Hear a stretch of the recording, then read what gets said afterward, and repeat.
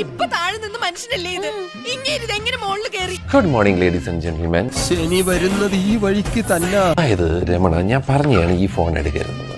അരിഷ്ടം കഴിക്കുന്നുണ്ട്, അപ്പൊ തല്ല് നടത്താൻ പോവുകയാണ്. ഈ എടുത്ത് പറയണത് കാണാൻ മുട്ട ലുക്കാണ്, ഇൻഹാൻഡ് ഫീല് കിടിലമാണ്, വൺ സൂപ്പറാണ്, സ്ലിം ഫോണാണ്.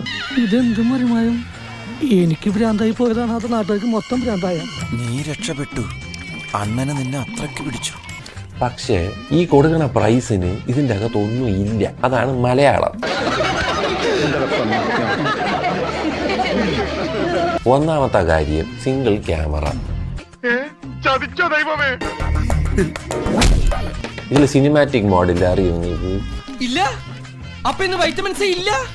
ഇവിടെ ഒരു വണ്ടി നോക്കിയിട്ടൊന്നും ഒരു കാര്യമില്ല. സിനിമാറ്റിക് മോഡില്ല. പോയേ പോകുമല്ല എന്റെ പൊന്നളിയാ, കണ്ടിന്ന് എന്റെ ഞാനെ കണ്ണു വരെ നടന്നു. അപ്പൊ തന്നെ സിംഗിൾ സ്പീക്കർ. എടാ നാറി, നിനക്ക് നാണമുണ്ടോ? അച്ഛൻ പറഞ്ഞു ഇതിലും ഭേദം കട്ടപ്പാറയായി കക്കാൻ ഇറങ്ങുന്നതാണെന്ന്. ഇപ്പൊ എല്ലാരും വൈബ്രേഷൻ, അതായത് മ്യൂട്ട് ഇട്ടിട്ട് വൈബ്രേറ്റ് ചെയ്യും. ഇതിന്റെ വൈബ്രേഷൻ വീക്കാണ്. എന്റെ മോൻ പോയി തൂങ്ങിച്ചത്. ഇതിനേക്കാൾ വലിയൊരു സഹായം ചെയ്യാൻ പറ്റില്ല. ശവത്തെ കുത്തരുത്. ചാർജ് ചെയ്യാനായിട്ട് ഇതിന്റെ അകത്തിരിക്കുന്ന ബാറ്ററി, എന്റെ പൊന്നണ്ണ 2 പ്രാവശ്യം ബാറ്ററി ചാർജ് ചെയ്യേണ്ടി വരുന്നു.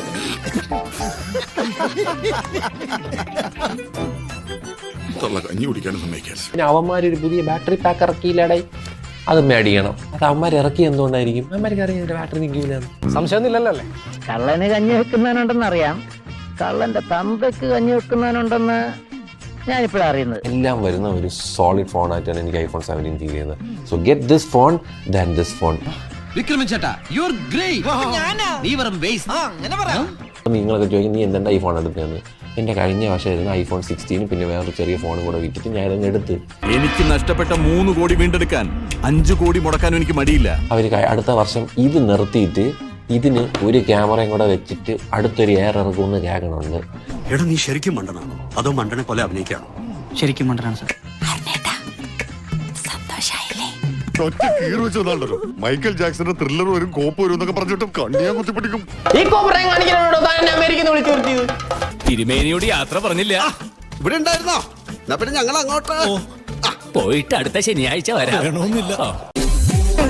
ചാടി എഴുന്നേറ്റ് പഞ്ചായത്ത് ഗ്രൗണ്ട് വഴി 2 റൗണ്ട് ഓടി ഒന്ന് പോണം.